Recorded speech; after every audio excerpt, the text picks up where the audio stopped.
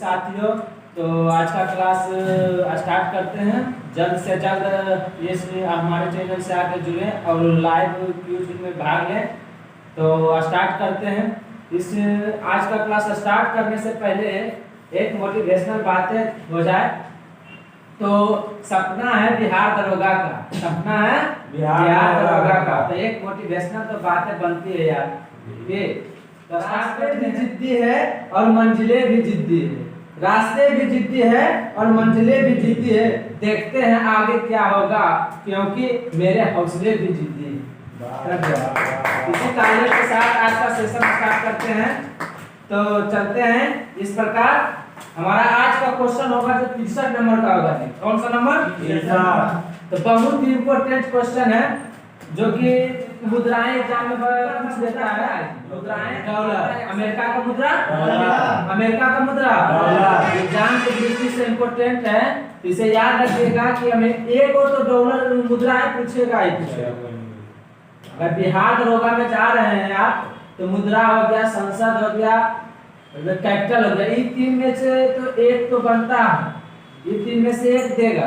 तो याद रखिएगा यूएसए, यूएसए का मुद्रा क्या है? डॉलर। क्या है? डॉलर। क्या है? यूएसए का मुद्रा क्या है जी? जापानी के येन, जापानी के जापान का मुद्रा, जापान का मुद्रा, जापान का मुद्रा। ब्रिटिश ब्रिटेन, ब्रिटेन का मुद्रा क्या कहते हैं? पाउंड। क्या कहते हैं? पाउंड कहते हैं। क्या कहते हैं? पाउंड। ब्रिटेन का मुद्रा का क्या नाम है? पाउंड। ब्रिटेन का मुद्रा पाउंड कहते हैं। अगला है जो यूरोपीय संघ। तो यूरोपीय संघ का मुद्रा का क्या नाम है जी? यूरो। यूरो। क्या नाम है? यूरो। यूरोपीय संघ की मुद्रा का क्या नाम है जी? यूरो। यूरो। क्या है? यूरो। यूरो। नेक्स्ट जो है चीन। तो चीन का मुद्रा जो है युआन। क्या है जी? युआन। चीन का मुद्रा युआन। चीन का मुद्रा युआन। इस प्रकार इतना मुद्रा क्वेश्चन नंबर 63 में था, इतना बताएं। इस प्रकार इतना याद रखें। फिर से एक बार बोल देते हैं। अमेरिका, अमेरिका का मुद्रा, और जापान का ये, जापान का मुद्रा। अगला ब्रिटेन, ब्रिटिश, ब्रिटिश के पाउंड, पाउंड, ब्रिटिश के पाउंड। नेक्स्ट है क्या? चीन, चीन का मुद्रा क्या है? Euro, euro. नेक्स्ट है यूरोपीय संघ, यूरोपीय संघ का मुद्रा यूरो। याद है, समझ गए? क्योंकि ये एग्जाम के व्यूअर से देखा जाए तो इम्पोर्टेंट है। ठीक है, तो चलते हैं। विशेष आहरण अधिकार को अंतरराष्ट्रीय आरक्षित संपत्ति के रूप में बनाया गया था आईएमएफ शीर्ष कोटा धारक। यानी कि अभी जो है सर्वाधिक किसका माने जीता? अमेरिका का डॉलर, डॉलर का भी भारत में रुपया चलता है, उस प्रकार अमेरिका में क्या चलता है? डॉलर। डॉलर है जानता है अभी कितना?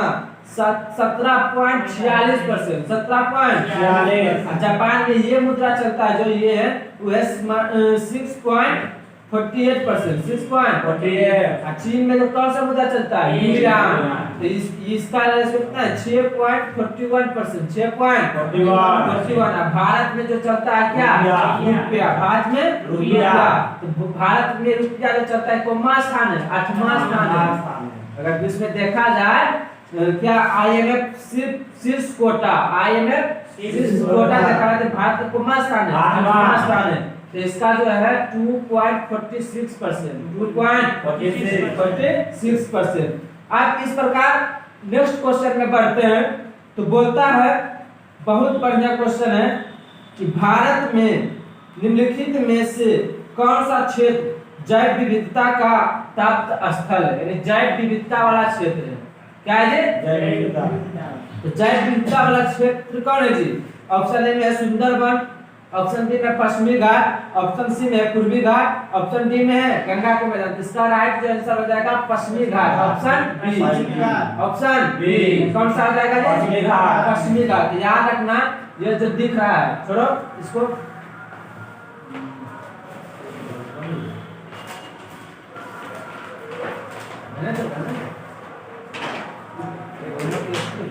इसी को निकालो, इसी। अरे इसी का काम है।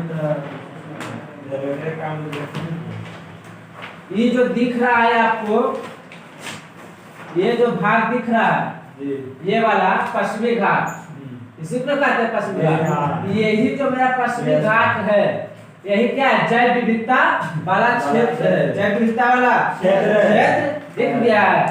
ये जो समुद्री सीमा लग रहा है गुजरात से, ये जो पश्चिमी तट है, यही हमारा क्या है, जैव विविधता वाला क्षेत्र है।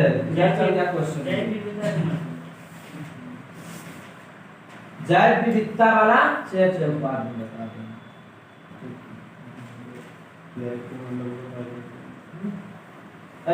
जैव विविधता मतलब छोटा छोटा एरिया नहीं, मतलब जीव, यहाँ का जीवों का मतलब समझ गया जैविक पदार्थ।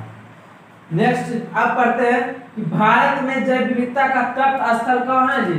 अभी बताया पश्चिमी घाट।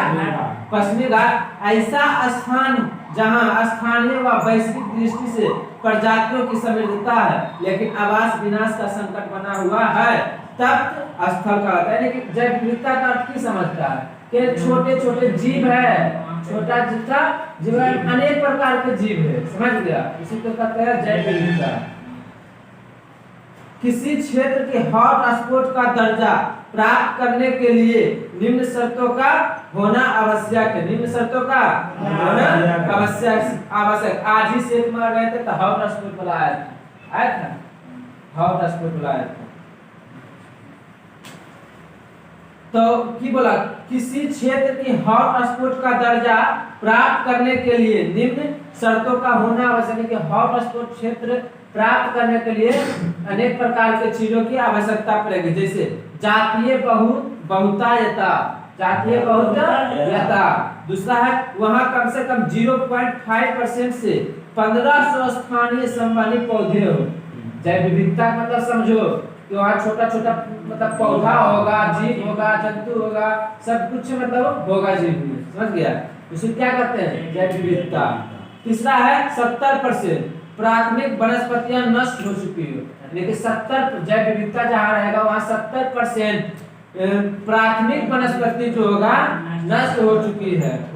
हॉट स्पॉट शब्दों का सर्वप्रथम प्रयोग, तब याद रखना इंपोर्टेंट क्वेश्चन है कि हॉट स्पॉट शब्दों का प्रयोग सबसे पहले नॉर्मन मायर्स ने किया था। किसने किया था? Norman Myers. हॉट स्पॉट शब्द का प्रयोग किसने किया? Norman Myers. Norman hotspot शब्द का प्रयोग किसने किया? Norman Myers. नॉर्मन मायर्स किसने किया जी? Norman Myers. नॉर्मन मायर्स किसने किया? Norman Myers. हॉट स्पॉट शब्दों का सबसे पहले प्रयोग किसने किया? Norman Myers. नॉर्मन मायर्स कहाँ की था? ब्रिटेन के था, ब्रिटिश था। कहाँ का था? ब्रिटेन का। कब किया? तो 1988 में। कब किया? 1988 में। कब किया जी? 1988। कब किया? 1988। कब किया? 1988 में। तो पूछेगा एग्जाम में कि हॉट स्पॉट शब्दों का प्रयोग किसने किया? तो नॉर्मन मायर्स। नॉर्मन मायर्स किसने किया? नॉर्मन मायर्स ने किया, 1988 में किया। आई कहाँ के थे? ब्रिटेन से थे, समझ गया। भारत में जो हॉट स्पॉट क्षेत्र है वो कई जगह है? तो 4 जगह है। कितने जगह? 4 जगह। भारत में जो ये हॉट स्पॉट क्षेत्र है कितने जगह है? 4 जगह। तो पहले हिमालय के क्षेत्र में, कौन क्षेत्र में जी? हिमालय के क्षेत्र में है। और दूसरा इंडो बर्मा के क्षेत्र में, बर्मा के क्षेत्र में, इंडो बर्मा के क्षेत्र में है। और तीसरा जो है पश्चिमी घाट में है, यहाँ वहाँ।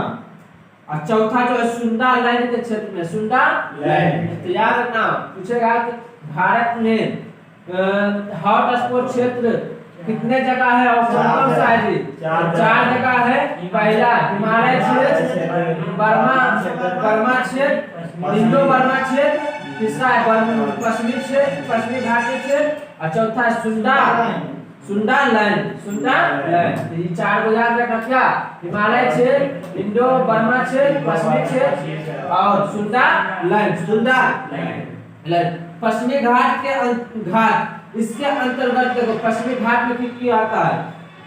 इसके अंतर्गत ताप्ती नदी के दक्षिण से पश्चिम तट के किनारे के साथ साथ अवस्थित पहाड़ी एवं उसके साथ लगे मैदान के क्षेत्र भी शामिल होते हैं। यानी कि पश्चिमी घाट में क्या होता है जी, ताप्ती नदियां जो होता है जाती है, ताप्ती नदी पश्चिमी घाट में गिरती, ताप्ती नदी किधर गिरता है, उधर गिरता है। अलग सागर भारत का शीर्ष, एकदम इम्पोर्टेंट क्वेश्चन है, भारत का शीर्ष जैव विविधता वाला क्षेत्र, इसे हॉटस्पॉट का दर्जा भी प्राप्त है। देखिए जहाँ सर्वाधिक सबसे ज्यादा क्या जैव विविधता जहाँ है, सर्वाधिक जैव विविधता जहाँ है, वहाँ उसी जगह को क्या कर रहे हैं, हॉटस्पॉट। क्या कर रहे हैं, हॉटस्पॉट। सबसे ज्यादा कहाँ है, पश्चिमी घाट में। देखो पश्चिमी घाट में है कि हॉटस्पॉट है जी, यानी कि जहाँ जहाँ सबसे ज्यादा विविधता पाया जा रहा है वहाँ क्या है, हॉटस्पॉट।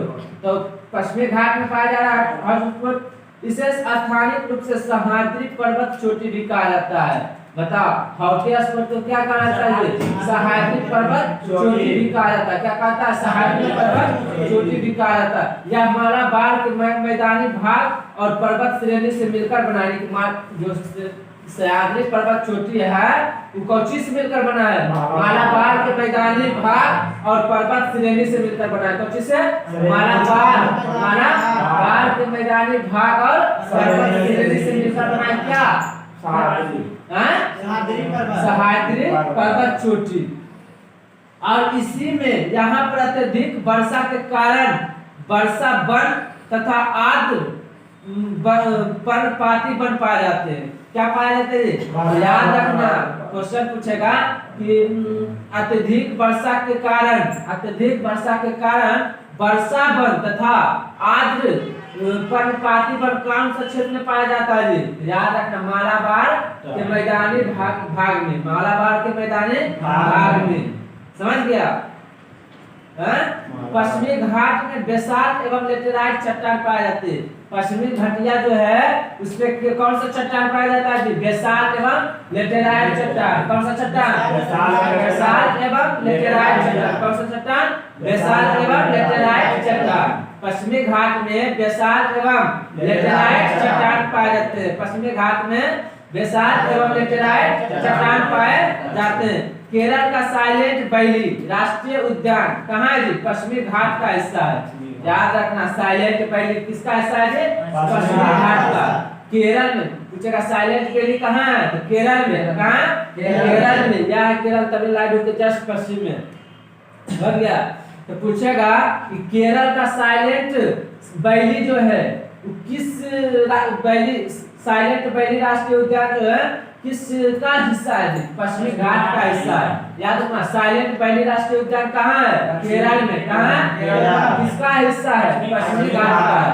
साइलेंट वैली राष्ट्रीय उद्यान कहाँ है, पश्चिमी घाट। अरे केरल का, केरल में। साइलेंट वैली राष्ट्रीय उद्यान कहाँ है, केरल। साइलेंट वैली राष्ट्रीय उद्यान, साइलेंट वैली राष्ट्रीय उद्यान, साइलेंट वैली राष्ट्रीय उद्यान, साइलेंट वैली राष्ट्रीय उद्यान, साइलेंट वैली राष्ट्रीय उद्यान केरल में। कहाँ है, केरल में। अब भारत पश्चिमी घाट भारत का जो है सबसे बड़ा संरक्षित वन है। पूछेगा भारत का सबसे बड़ा संरक्षित वन कौन सा है जी, तो पश्चिमी घाट। कौन सा है, पश्चिमी घाट। भारत का सबसे बड़ा संरक्षित वन कौन है, पश्चिमी घाट। कौन सा है जी, पश्चिमी घाट। भारत का सबसे बड़ा संरक्षित वन कहाँ है जी, पश्चिमी घाट में।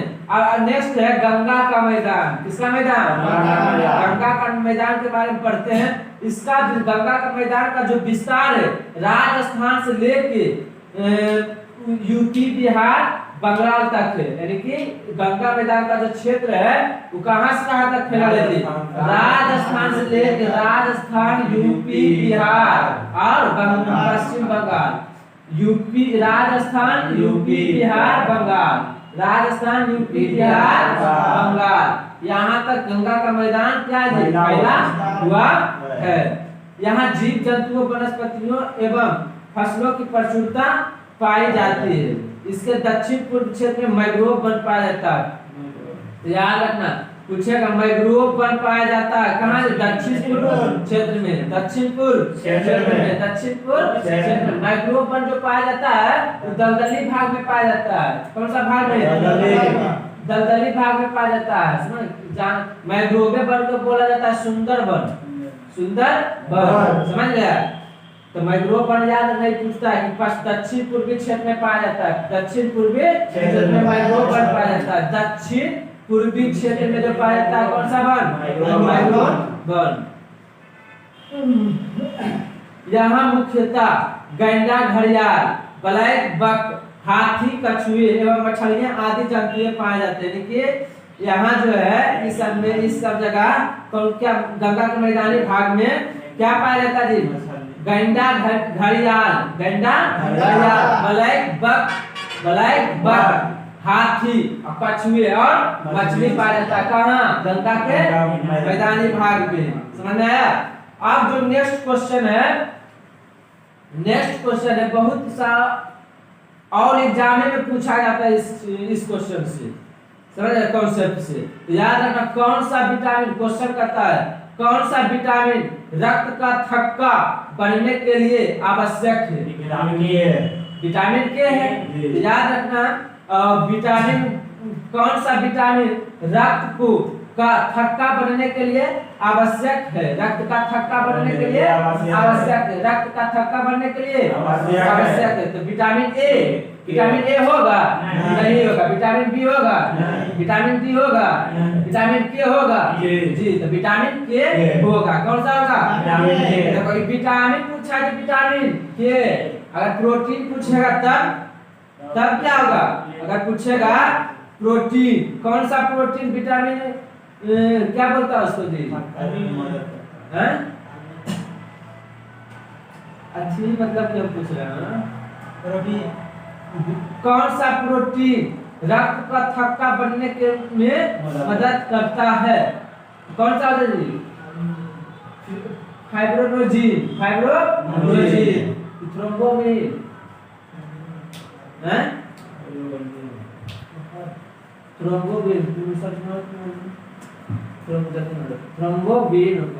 थ्रोम्बोबिन या तो फाइब्रोनोजिन। तो तो पढ़ते हैं कौन सा विटामिन जी? विटामिन के। विटामिन के क्या? विटामिन के रक्त को थक्का बनने में मदद करता है। रक्त को थक्का बनने में।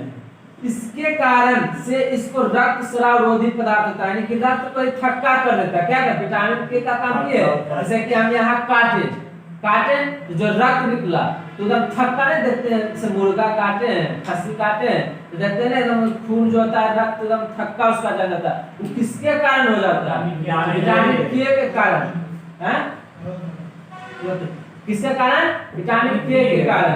अगर प्रोटीन पूछ देगा तब मतलब प्रोटीन पूछ देगा तब याद रखना कि प्रोटीन अगर पूछेगा तो प्रोथ्रोम्बिन होगा। प्रोथ्रोम्बिन या तो इसी को बोलता है थ्रोम्बोबिन। कहीं मिलेगा थ्रोम्बोबिन और कहीं मिलेगा प्रोथ्रोम्बिन। समझ गया? तो अगर प्रोटीन पूछेगा तो थ्रोम्बोबिन। और विटामिन के का स्रोत क्या है?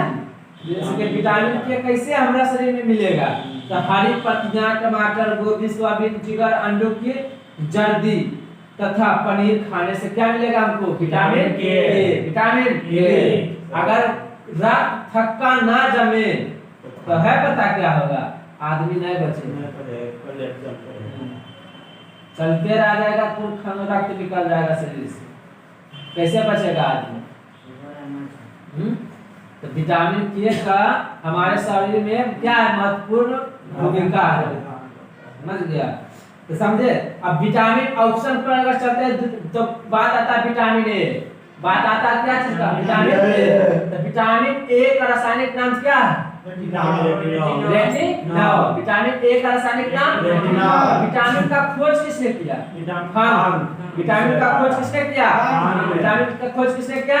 विटामिन का खोज अब विटामिन का खोज फंक ने किया। कब किया? 1911 ईस्वी। 1911 ईस्वी में हुआ था। स्थानांतरण हुआ था, घोषणा हुआ था। राजधानी कलकत्ता से दिल्ली राजधानी घोषणा हुआ था। लेकिन बन गया था कब? 1912 ईस्वी। 1912 का वायसराय कौन था? गवर्नर जनरल लॉर्ड हार्डिंग द्वितीय। हाँ जी, बंगाल विभाजन तब नहीं हो रहा था। और अब तो विटामिन ए का खोज किसने किया? विटामिन ए का खोज। हाँ विटामिन का खोज क्या था? विटामिन ए का विटामिन ए और बी का मैकुलन। विटामिन ए का खोज किसने किया? मैकुलन। मैकुलन सही है। सही है। कंफ्यूज हो जाएगा। विटामिन ए और बी दोनों विटामिन हाँ जो भी खोज किया ये भी दोनों की खोज दोनों किया। मैकुलन किया। मैकुलन ने किया। किसने जी? मैकुलन। विटामिन ए का खोज किसने किया? मैकुलन। विटामिन बी का भी खोज किसने किया? मैकुलन। विटामिन बी से होने वाला रोग कौन है? बेरी बेरी रोग। बेरी रोग। Vitamin B beri. अब विटामिन सी का खोज किसने किया? हॉलकट जी ना हॉलकट। विटामिन सी का खोज हॉलकट। इससे होने वाला रोग विटामिन सी से अस्कर्बी। अब विटामिन डी का खोज किसने किया? विटामिन डी का खोज किया हॉकिंस। किसने किया? हॉकिंस। विटामिन डी का खोज हॉकिंस। विटामिन डी का खोज हॉकिंस। ऐसे होने वाला रोग त्वचा कोई विटामिन डी से मतलब विटामिन डी का स्रोत क्या है जी? सूरज का प्रकाश। तो रोग हो जाएगा रिकेटस। बच्चों में होता है रिकेटस। और इसका स्रोत क्या है? विटामिन सूरज का प्रकाश। और मछली के यकृत में पाया जाता है विटामिन डी। पूछेगा एग्जाम में कि मछली के यकृत में कौन सा विटामिन पाया जाता है? Vitamin D. कौन सा? Vitamin D. तो अब इससे होने वाला रासायनिक नाम क्या है? विटामिन डी का रासायनिक नाम? विटामिन सी डी का रासायनिक नाम कैल्शियम।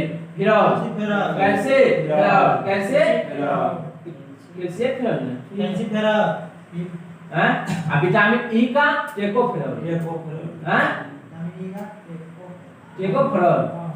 विटामिन सही है। विटामिन ई का रासायनिक नाम क्या है? टेकोफेरॉल। विटामिन ई का रासायनिक टेकोफेरॉल। विटामिन ए का रासायनिक नाम क्या है? विटामिन ई का टेकोफेरॉल। पूरा साइलेंट करो। विटामिन ए का रासायनिक नाम क्या है? रेटिनॉल। विटामिन ए का रेटिनॉल। विटामिन बी का लिपिडोल। अरे ठीक रासायनिक नाम। विटामिन बी का क्या है जी? थायमिन। हाँ थायमिन है। विटामिन बी का रासायनिक नाम क्या है? थायमिन। विटामिन बी का रासायनिक नाम थायमिन। अब विटामिन सी का रासायनिक नाम एस्कॉर्बिक एसिड। विटामिन डी का रासायनिक नाम कैल्शियम। अब विटामिन ए का रासायनिक नाम टेकोफेरॉल। अब विटामिन के का फाइब्रिनोजन।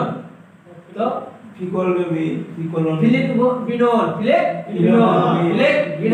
विटामिन के का रासायनिक नाम फिलिकविनोल। और विटामिन के हो गया। विटामिन B12 का रासायनिक नाम क्या है जी? कोबाल्ट। विटामिन B12 का रासायनिक नाम। अब विटामिन B6 के पायरोडॉक्सिन। विटामिन B6 का रासायनिक नाम पायरोडॉक्सिन। अब विटामिन B5 के पैंथोनिक अम्ल। विटामिन B5 का पैंथोनिक अम्ल। अब विटामिन B7 का रासायनिक नाम क्या है जी? बायोटीन। विटामिन B7 का रासायनिक नाम बायोटीन। तो इस प्रकार से सब विटामिन याद रखिए। अब जो क्वेश्चन पढ़ते हैं जो है या विटामिन के जो है यकृत के प्रोन्थोबिन नामक पदार्थ के निर्माण में भाग लेता है। यानी कि विटामिन के जो है यकृत में भाग लेता है। कौन निर्माण करने के लिए? प्रोन्थोबिन निर्माण करने के लिए क्या भाग लेता है? विटामिन के। कहाँ भाग लेता है? यकृत में। कहाँ लेता है? यकृत में भाग लेता है। विटामिन ए का रासायनिक नाम रेटिनॉल है। या जो है असंतृप्त अल्कोहल है। विटामिन ए कैसा अल्कोहल है? असंतृप्त अल्कोहल। कैसा है? और वसा में घुलनशील विटामिन कौन सा है जी? वसा में घुलनशील विटामिन कौन सा है? एडेक। इसका ट्रिक है एडेक। ADEK। जो वसा में घुलनशील विटामिन है उसका नाम क्या है जी? ADEK। एडेक। या एडेक क्या कर सकता है? या तो कीड़ा कीड़ा या एडेक जो भी है। इसका ट्रिक है कि वसा में घुलनशील विटामिन का नाम एडेक या कीड़ा। तो अगर एडेक जो याद रखे जाओ जैसे ADEK लेकिन ए डी ई के जो विटामिन है वो बसा में घुलनशील है और बच गया या कीड़ा याद रखेगा तो के ई डी ए कीड़ा कीड़ा विटामिन जो है बसा में घुलनशील विटामिन है और जल में घुलनशील विटामिन कौन है बीसी जल में बीसी पूछेगा कि चावल को अत्यधिक धोने से कौन सा विटामिन नष्ट हो जाता है जी बी और सी तो ये क्वेश्चन याद रखिए चावल को अत्यधिक धोने से कौन सा विटामिन नष्ट होता है विटामिन बी और सी विटामिन बी और सी जंतु के यकृत एवं अतरीय श्लेष्मा की कोशिकाओं में यह संचित रहता है कौन विटामिन के जंतु के यकृत एवं अतरीय श्लेष्मा की कोशिकाओं में संचित रहता है कौन जी विटामिन के हम इसको दूध मक्खन अंडों की सर्दी जिगर मछलियों के तेल आदि से प्राप्त करते हैं कौन के विटामिन के और इसकी कमी से रतौंधी नामक बीमारी विटामिन ए की कमी से कौन सा बीमारी होता है रतौंधी विटामिन ए की कमी से विटामिन ए की कमी से विटामिन ए की कमी से विटामिन ए की कमी से विटामिन डी जो है कैल्शियम रासायनिक नाम क्या है कैल्शियम संश्लेषण जंतु एवं स्वयं जंतु अपनी त्वचा कोशिकाओं में 7 डिहाइड्रोकोलेस्ट्रॉल नामक पदार्थ से करते हैं लेकिन विटामिन डी जो है वो विटामिन डी का संश्लेषण जंतु स्वयं अपनी त्वचा कोशिकाओं में 7 डिहाइड्रोकोलेस्ट्रॉल नामक पदार्थ से करते हैं कौन सा पदार्थ से 7 डिहाइड्रोकोलेस्ट्रॉल से अपन पदार्थ पूरा करते हैं यह क्रिया सूर्य प्रकाश की प्राकृतिक किरणों से प्रभाव से बचाती है यानी कि सूर्य के प्राकृतिक किरणों से कौन बचाती है विटामिन डी यह क्रिया कौन क्रिया 7 डिहाइड्रोकोलेस्ट्रॉल क्रिया सूर्य प्रकाश की प्राकृतिक किरणों के प्रभाव से होती है क्या के सूर्य प्रकाश की प्राकृतिक किरणों की प्रभाव से होती है उसी से होता है हमको क्या 7 डिहाइड्रोकोलेस्ट्रॉल या विटामिन मक्खी जिगर गुर्दे अंडे की मछली की यकृत से तेल आदि से मिलता है कौन सा विटामिन डी विटामिन सी का रासायनिक नाम क्या है एस्कॉर्बिक एसिड इसके कारण कौन सा रोग होता है मसूरों में पीलियापन जिसको क्या बोलते हैं जी मसूरा फूल जाना पीलिया रोग कहते हैं दांतों नहीं बोलता बैक्टीरिया फैल जाना दांतों में समझ गया तो ऐसा किसके कारण विटामिन सी के कारण नींबू वंश का फल टमाटर आंवला खट्टे पदार्थ में कौन सा विटामिन सी नींबू वंश का फल और खट्टे टमाटर आंवला में खट्टे पदार्थ में कौन सा है विटामिन सी का सर्वाधिक स्रोत कौन सा है आंवला कौन है आंवला अब नेक्स्ट क्वेश्चन जो पढ़ते हैं 66 नंबर क्वेश्चन कहता है गर्म रेगिस्तानों में तथा उनके चारों ओर पवन धूल से बनने वाली मृदा को क्या कहते हैं जी तो क्या कहते हैं लोएस मृदा क्या कहते हैं लोएस मृदा गर्म रेगिस्तानों में तथा उनके चारों ओर पवन धूल से बनने वाली मृदा को क्या कहते हैं लोएस मृदा क्वेश्चन समझो गर्म रेगिस्तान यानी कि रेगिस्तान में रहता है रेगिस्तान में तथा उनके चारों पवन धूल से बनने वाली मृदा जो बनता है उड़ के मृदा जो बनता है पवन के द्वारा उड़कर मृदा जो बनता है उस मृदा को क्या कहते हैं तो लोएस मृदा क्या कहते हैं लोएस मृदा क्या कहते हैं जी अब लोएस मृदा मरुस्थलीय क्षेत्रों के बाहर पवन द्वारा उड़ाकर लाए गए धूल एवं मिट्टी के महीन कणों के बृहद जमाव को कहा जाता है जैसे कि नहीं देखते हैं कि अगर रेगिस्तान जाएगा तो टीला देखे इसे टीला मिलेगा हैं टीला नहीं मिलता है छोटी जैसा उठा भाग रेगिस्तान जाएगा तो रेगिस्तान तो कहीं ऐसे इस आकार का टीला मिलेगा शिवलिंग जैसा ऊपर नीचे तो वही जो है धूल से उड़कर पवन के द्वारा उड़कर जो कण छोटा छोटा कण उड़ के टीला हुआ जमा हुआ वही मृदा को कौन सा मृदा कहें? लोएस मृदा। कौन सा मृदा? लोएस मृदा। उड़ाकर धूल एवं मिट्टी के महीन कणों के बृहद जमा को कहा जाता है लोएस मृदा। समझ गए? इससे जो मैदान बनता है, उस मिट्टिया से जो मैदान बनता है टिलवा से, उसको लोएस का मैदान कहते हैं। उसी को कौन सा मैदान? लोएस मैदान किसको कहते हैं? याद रखना कि रेगिस्तान, गर्म रेगिस्तानों में जो हवा के द्वारा, पवनों के द्वारा उड़कर छोटे छोटे कण मिट्टी के मिलकर जो बनते हैं, मैदान बनते हैं, उसी को कौन सा मैदान कहेंगे?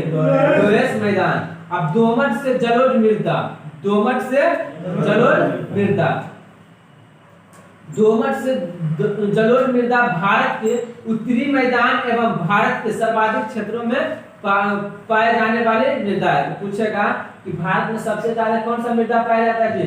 जलोढ़ मृदा। भी क्वेश्चन है, भी आए। याद रखना कि भारत में कौन सा मृदा पाया जाता है? जलोढ़ मृदा। कौन क्षेत्र में पाया जाता है जलोढ़ मृदा? पूर्वी, उत्तर पूर्वी क्षेत्र में। कौन सा मृदा? उत्तरी मैदान में पाया जाता है। कौन सा मैदान में? उत्तरी मैदान में। देश के कुल क्षेत्रफल का लगभग 40% भाग यानी 15 लाख वर्ग किलोमीटर क्षेत्र में विस्तृत है। कौन सा मृदा? जलोढ़ मृदा। जलोढ़ मृदा विस्तृत है। देश के कुल क्षेत्रफल के यानी कि 22,87,000 जो भी है 32,87,263 किलोमीटर जो क्षेत्रफल है, तो ओकर 40% भाग वो है जलोढ़ मिट्टी। कौन सा मिट्टी? जलोढ़ मिट्टी, जो कि 15 लाख वर्ग किलोमीटर तक जलोढ़ मिट्टी फैलल है। आधा में समझे फैलल लगभग। इस मिट्टी की उर्वरता क्या आती है जी? अधिक होती है। क्या आती है? अधिक होती है। तो पूछेगा कौन सा मिट्टी की उर्वरता सबसे अधिक होती है? जलोढ़ मिट्टी। तो कौन सा मिट्टी? इसलिए जलोढ़ मृदा वाले क्षेत्रों में गहन कृषि की जाती है। लेकिन इसीलिए कौन सा मिट्टी में सर्वाधिक फसल उगाई जाती है? जलोढ़ मिट्टी में। कौन सा? अब बलुई मृदा किसको कहते हैं? बलुई मृदा। तो बलुई मृदा या मरुस्थलीय मृदा, उसी को दोनों एक है। तो बलुई मृदा या मरुस्थलीय मृदा का रंग जो होता है लाल और भूरा होता है। लाल और बलुआही मिट्टी जिसको बोलते हैं, लाल और बलुआही मिट्टी किस रहता है? लाल भी रहता है, भूरा भी रहता है। तो बलुआही मिट्टी जिसको, तो मरुस्थलीय बलुई मृदा लाल और भूरा होता है। ये रेतीली से बजरी युक्त और लवणीय होती है। रेतीली से बजरी युक्त और लवणीय होती है। क्या कहते हैं? लवणता वाला मिट्टी होती है। और इसमें जैविक पदार्थ तथा नाइट्रोजन का अभाव रहता है। क्या रहता है? नाइट्रोजन का अभाव रहता है। पूछे कौन सा मिट्टी में नाइट्रोजन नहीं होता है? तो याद रखिए कौन सा मिट्टी में? बलुई मिट्टी में। कौन सा मिट्टी? बलुई मिट्टी या मृदा स्थलीय मिट्टी। तभी तो उसमें तो खेती नहीं होते हैं। मृदा स्थलीय होता है, मरुस्थलीय मिट्टी में होता है खेती, नहीं होता है। क्या होता है? कुछ में नाइट्रोजन होगा नहीं करता है। नाइट्रोजन नहीं होता इसी फर्स्ट ईयर में तो हमको करने से फायदा किया है, इसीलिए बंजर हो जाता है भूमि। इस मृदा को अच्छे तरीके से सिंचित करके, लेकिन अब देखो, अब अगर बलुआही मिट्टी है तो उसको खेती में अगर उपयोग करना है तो कैसे करेंगे? अब उस मिट्टी को हमारा खेत बनाना है, खेती करना है उस मिट्टी में। तब इस मृदा को अच्छे तरीके से सिंचित करके कृषि योग्य बनाया जा सकता है। बढ़िया से एकदम करके सब कुछ तब उस सिंचाई के लिए प्रयुक्त है। जैसा कि पश्चिमी राजस्थान में किया जा रहा है, जैसे कि अभी पश्चिमी राजस्थान में किया जा रहा है, सिंचाई की भी व्यवस्था है जी, है सतलज नदी है और कौन कौन नदी, बहुत सारी नदी है। तो सिंचाई की व्यवस्था ये है राजस्थान में भी की जा रही है। कौन सा सिंचाई? राजस्थान पश्चिमी राजस्थान में किया जा रहा है। समझ रहे हैं?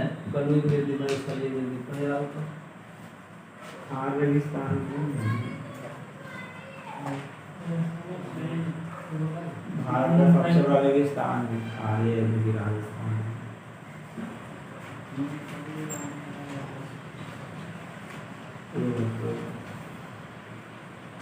अब पढ़ते हैं निम्नलिखित में से कौन सा या कौन से कथन सही है? तब बताइए, ऑप्शन के अनुसार चलना पड़ेगा। 326 बीसी में सिकंदर ने भारत पर आक्रमण किया था, ये बात सही है या गलत? 326 ईसा पूर्व में। सही है। सही। क्या सिकंदर भारत पर आक्रमण कब किया था? 26 वही बात लिखा है कि सही है, तो ऑप्शन ए क्या होगा? सही है।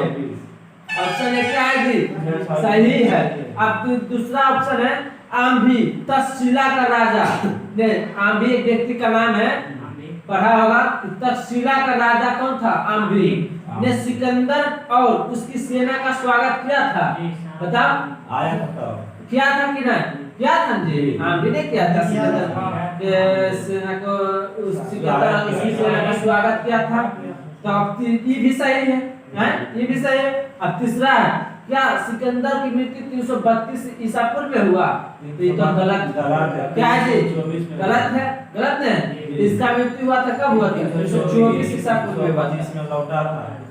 तो ये ऑप्शन गलत हो रहा है, तो इसका राइट आंसर 1 और 2 होगा। 1 और 2। सिकंदर भारत पर आक्रमण 326 ईसा पूर्व में किया। तक्षशिला के राजा आम्भी था, जो कि सिकंदर और उसकी सेना आया था उसके दरबार में, तो उसका स्वागत किया था। समझ में गया? तो 326 ईसा पूर्व में सिकंदर ने भारत पर आक्रमण किया और तक्षशिला के तत्कालीन राजा आम्भी ने उसका स्वागत किया था। सिकंदर मकदूनिया के शासक, सिकंदर मकदूनिया के शासक फिलिप द्वितीय का पुत्र था। सिकंदर का बाप का क्या नाम था? फिलिप द्वितीय। फिलिप द्वितीय कहाँ के था? मकदूनिया का। सिकंदर जो है मकदूनिया के शासक फिलिप द्वितीय का पुत्र था। किसका पुत्र था जी? सिकंदर का गुरु कौन था? अरस्तु था। कौन था जी? अरस्तु। सिकंदर का गुरु कौन था? अरस्तु। और वह विश्व विजय करना चाहता। सिकंदर का लक्ष्य क्या था? विश्व पर विजय करे, विश्व पर विजय करे, इसीलिए उसको क्या कहा जाता है? विश्व विजेता के नाम से जाना जाता है। किसे? विश्व विजेता के नाम से किन्हें जाना जाता है? सिकंदर लोदी को। सिकंदर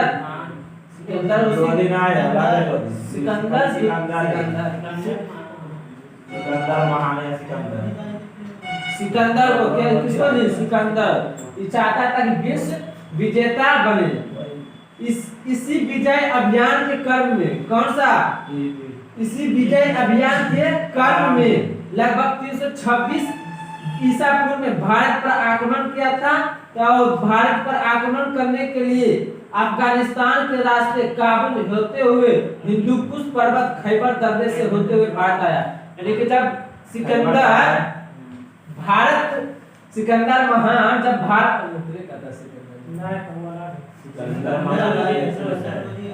सिकंदर जो है वो भारत पर आक्रमण करना चाहता था। कौन सा रास्ते से आया था? तो वो आया था सिकंदर सबसे पहले अफगानिस्तान के रास्ते काबुल, अफगानिस्तान के रास्ता काबुल होते हुए हिंदुकुश पर्वत, देखो इधर देखो मैं, यही है अफगानिस्तान, यहाँ से होते हुए काबुल, यहाँ अफगानिस्तान के काबुल से होते हुए आता है। कौन सा पर्वत लगता है? हिंदुकुश पर्वत। हिंदुकुश पर्वत लगता आ जाता है पाकिस्तान। कहाँ आता है? पाकिस्तान में वो दर्रा है अभी खैबर दर्रा। खैबर दर्रा लांग के खैबर दर्रा लांग के आता है कहाँ जी? इंडिया। कहाँ आता है? इंडिया। और इंडिया आता है तो सबसे पहले किसका सामना किया सिकंदर ने? तो इस झेलम नदी के किनारे सिकंदर को पोरस का सामना करना था। जैसे ही भारत में एंट्री लिया तो इसको भेटा गया झेलम नदी के किनारे सिकंदर को के पोरस। पूछेगा सिकंदर और पोरस के बीच जो युद्ध हुआ उस युद्ध को कौन सा नाम से जाना जाता है? तो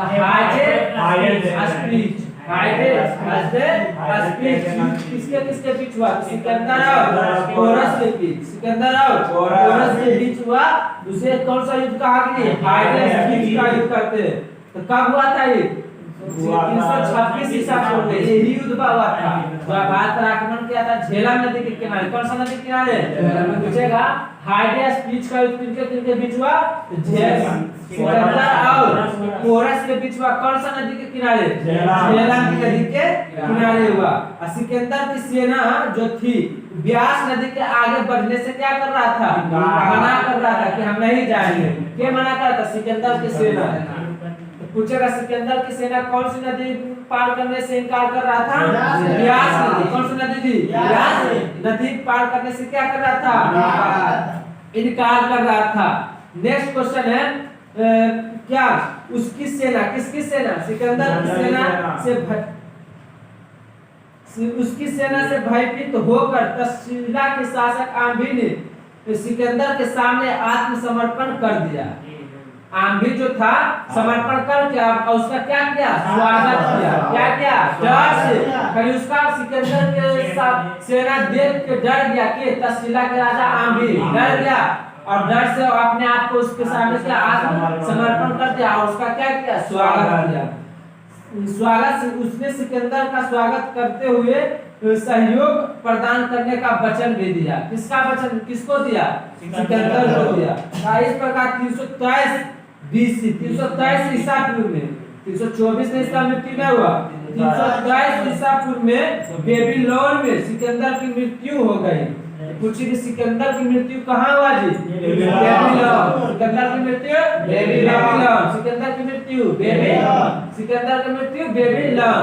अब कब हुआ? 323 ईसा पूर्व। यानी कि जब भारत पर आक्रमण करता है झेला नदी 326 ईसा पूर्व में, उसके बाद आता है इंडिया। इसका 327 ईसा पूर्व में क्या आता है? मृत्यु हो जाती है। समझ में आया? सिकंदर। अब है 68 नंबर क्वेश्चन कि India after Gandhi the history of the world largest democracy नामक पुस्तक किसने लिखा जी?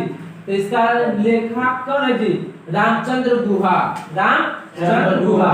India after Gandhi the history of the world largest democracy नामक पुस्तक किसके रचयिता कौन है जी? रामचंद्र गुहा। कौन है? रामचंद्र गुहा।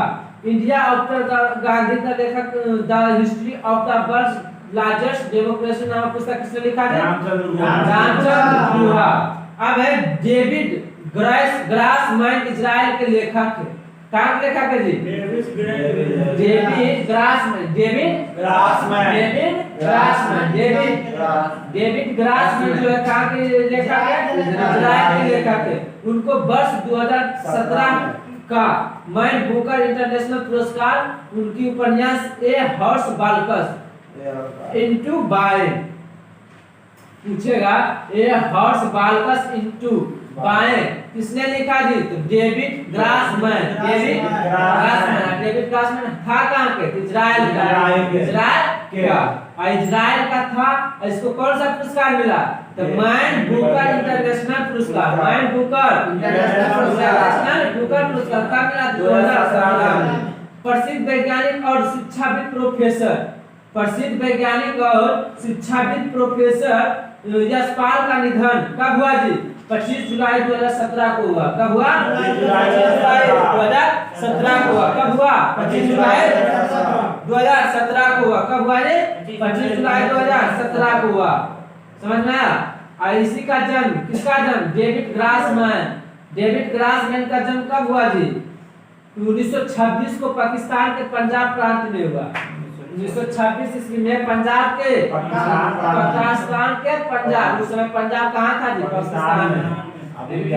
आधा पंजाब है वो पाकिस्तान में, आधा भारत में। तो 1926 ईस्वी में पाकिस्तान के पंजाब प्रांत में जन्म हुआ और कॉस्मिक रे यानी ब्रह्मांडीय विकिरणों पर इन्होंने विशेष अध्ययन किया। उसी के कारण इनको प्रसिद्धि मिली।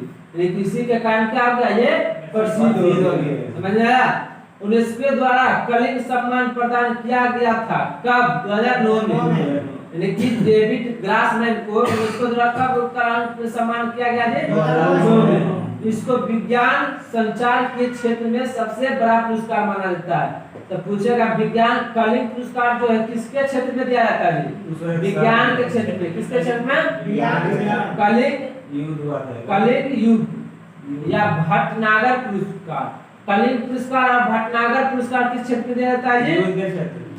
विज्ञान के क्षेत्र में, क्या क्षेत्र में? विज्ञान के क्षेत्र में। कौन सा क्षेत्र में? विज्ञान के क्षेत्र में। और डेविड ग्रासमैन का एक जीवनी लिखा गया, उस पुस्तक का नाम क्या जी? Yashpal a life of science. Yashpal a life of science. Yashpal a life of science पुस्तक में डेविड ग्रासमैन का क्या किया गया? जीवनी लिखा गया। जीवनी लिखा गया।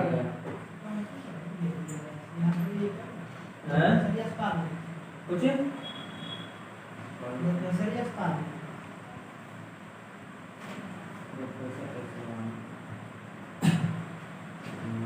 हाँ, प्रोफेसर यशपाल का, प्रसिद्ध वैज्ञानिक जो शिक्षाविद प्रोफेसर यशपाल का निधन हो गया। हम गलती बोल दिए ना,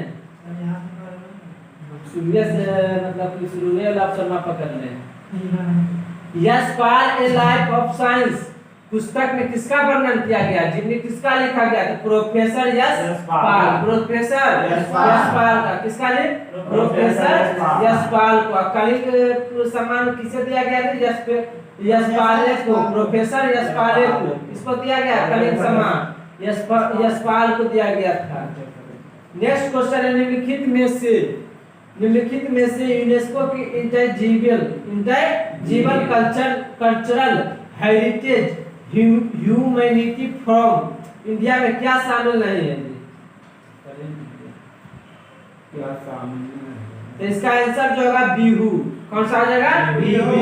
निम्नलिखित में से यूनेस्को की intangible culture heritage humanity from India में क्या शामिल नहीं किया गया? बिहू। इसको शामिल नहीं किया गया। शामिल किसको किया गया? तो रमन को शामिल किया, संकीर्तन को शामिल किया गया, योगा को शामिल किया गया। ये तीनों चीज को रमन, संकीर्तन, योगा, रमन, संकीर्तन, योगा, ये तीनों को शामिल किया गया। नहीं शामिल किया गया किसको? तो बिहू को। किसको नहीं शामिल किया गया? बिहू को। समझ में आया? तो आज का क्लास इतना ही रहने दीजिए। एक थोड़ा सा, तो आज का क्लास इतना ही रहने दिया जाए और कल से नेक्स्ट क्लास में मिलते हैं। और आप लोगों से यह कहना चाहूंगा कि ये वीडियो को लाइक करें, सब्सक्राइब करें और ज़्यादा से ज़्यादा शेयर करें। तो कल के क्लास में मिलते हैं। जय हिंद, जय भारत।